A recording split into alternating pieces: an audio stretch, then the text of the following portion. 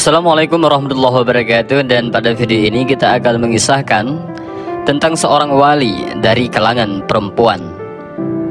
Bagaimana kisahnya? Tonton video ini sampai selesai. Perlu kita ketahui bahwasanya para wali itu tidak dari golongan laki-laki saja. Ada beberapa wali Allah yang bergender perempuan. Meskipun jumlahnya tidak sebanyak laki-laki, namun keberadaan wali perempuan menunjukkan kesetaraan perempuan dalam hal gender. Wali perempuan yang banyak kita mendengar kisahnya mungkin adalah Rabi'ah Al-Adawiyah, dengan mahabbahnya kepada Allah Subhanahu wa Ta'ala dan karamah yang dianugerahkan kepadanya. Namun kali ini kita tidak akan membahas tentang Rabi'ah Al-Adawiyah. Kita akan membahas wali perempuan yang memiliki karamah seperti Rabi'ah Al-Adawiyah. Dan cerita berikut ini bisa kita baca dalam kitab Uqudul Lujain karya Syekh Nawawi Al-Bantani. Diceritakan oleh sebahagian ulama bahwa ada seorang lelaki yang berprofesi sebagai tukang pandai besi. Seorang pandai besi tersebut mempunyai keajaiban yang luar biasa. Kalau ia memegang besi di dalam bara api, tangannya tidak kepanasan, sekalipun saat mengambilnya menggunakan tangannya secara telanjang. Di ketika itu, ada seorang yang tergerak hatinya bermaksud menyaksikan keajaiban itu. Apakah benar ataukah sekedar berita bohong? Sehingga suatu hari orang tersebut datang ke rumah si pandai besi. Ia bertanya tentang berita itu. Setelah melihat sendiri, ia memandangi dengan penuh kekaguman. Setelah pandai besi itu menyelesaikan pekerjaannya, lelaki tadi memberi salam kepadanya, dan si pandai besi pun menjawab salam tersebut. Lalu lelaki tadi berkata, "Malam ini aku ingin menjadi tamumu. Kamu tidak keberatan, bukan?" Si pandai besi menjawab, "Dengan suka hati aku menerima kehadiranmu." Lalu lelaki tadi diajak masuk ke rumahnya. Sehingga setelah makan malam tiba, ia disuguhi makan malam. Selesai makan malam hingga menjelang tidur, lelaki itu tidak menjumpai suatu kelebihan yang dilakukan si tukang pandai besi tersebut. Ibadah fardunya hanya seperti itu. Ia tidur malah hingga subuh. Di dalam hati lelaki itu berkata, barangkali malam ini ia sengaja merahasiakan ibadahnya. Lalu lelaki tadi meminta izin agar diperbolehkan bermalam untuk yang kedua kalinya. Ia mencoba memperhatikan amaliyahnya si tukang pandai besi tersebut. Ternyata tidak ada kelebihannya dalam menjalankan kewajiban dan kesunahannya dalam beribadah. Akhirnya lelaki itu berkata, "Sudah seringkali aku mendengar betapa besar Allah memuliakan dirimu. Kebetulan aku sendiri juga menyaksikan kekeramatanmu itu. Tetapi setelah aku perhatikan secara lahiriah, ternyata tidak ada kelebihan yang aku jumpai dalam ibadah fardu atau sunnahmu itu. Kalau begitu, dari manakah tingkatan itu kamu peroleh? Kekeramatan itu kamu peroleh dari mana?" Si pandai besi itu pun menjawab, "Wahai saudaraku, aku memiliki kisah yang sangat menarik. Ceritanya begini. Aku bertetangga dengan seorang perempuan yang sangat cantik sekali. Aku cinta sekali padanya. Setiap saat aku menggoda dan merayunya supaya mau memenuhi keinginanku. Namun sejauh itu aku tidak dapat menundukkan dirinya. Rupanya ia perempuan yang ahli wira'i, yang sangat bagus segalanya.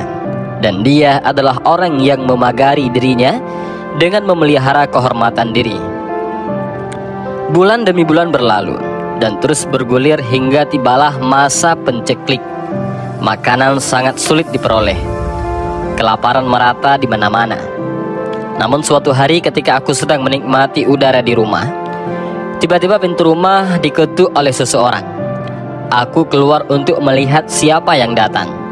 Ternyata perempuan cantik itu yang datang. Ia berdiri di depan pintu dan dia berkata, "Wahai saudaraku, aku sangat lapar. Apakah kamu dapat memberikan makanan padaku karena Allah?" Aku menjawab, "Aku tidak memberikan makanan kepadamu kecuali jika engkau menyerahkan tubuhmu padaku." Apakah kamu tidak tahu perasaan apa yang ada di dalam hatiku? Apakah kamu tidak tahu kalau aku mencintaimu? Aku pun menyatakan kejujuran hatiku kepadanya. Wanita itu menjawab, aku memilih mati daripada durhaka kepada Allah. Lalu perempuan itu kembali ke rumahnya. 2 hari kemudian ia datang lagi. Ia meminta makanan seperti yang dikatakan tempo hari. Aku juga memberi jawaban seperti jawabanku yang kemarin. Saat itu tubuhnya kelihatan sangat kusut dan rusak. Lalu ia masuk dan duduk di dalam rumahku. Aku menyodorkan makanan di depannya. Tiba-tiba air mata perempuan cantik itu terus mengalir deras seraya berkata, apakah makanan ini kau berikan semata hanya karena Allah?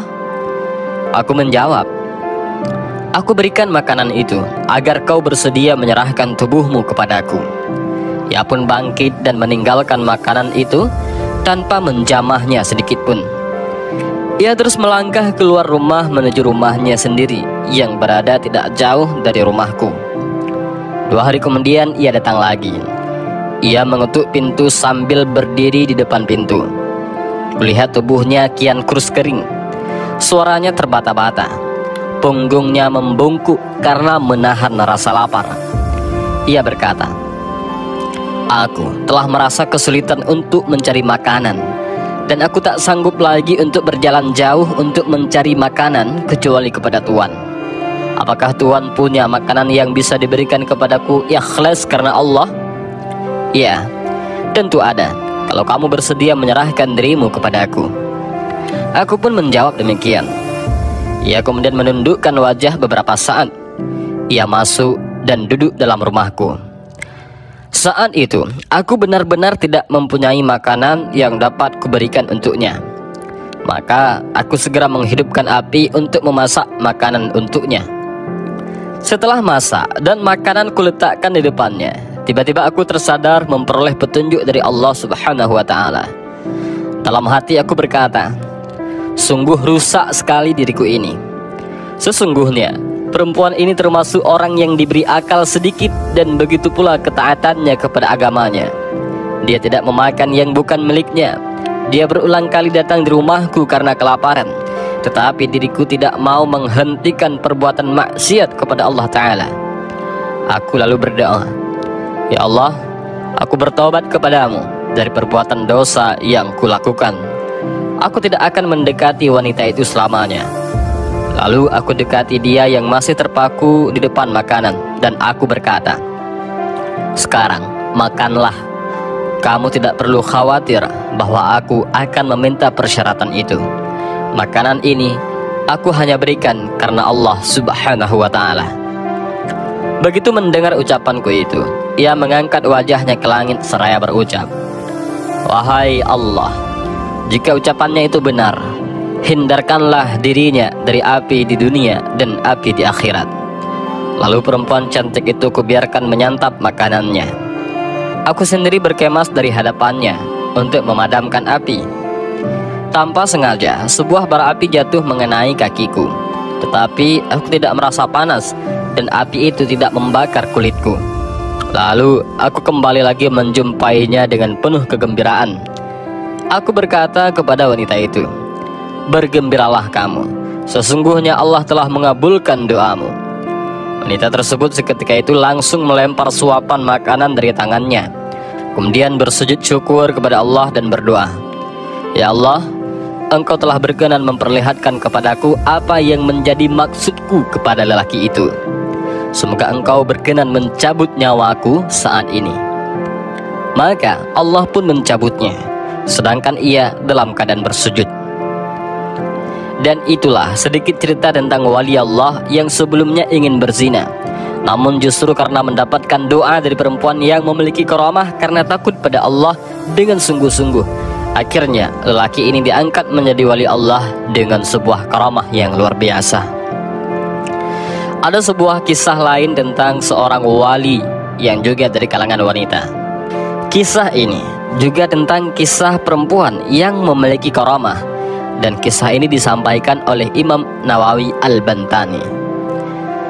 Diceritakan bahwa dahulu ada seorang wanita keluar dari rumahnya untuk mendengarkan sabda-sabda Nabi Muhammad SAW bersama para sahabat radhiyallahu anhu.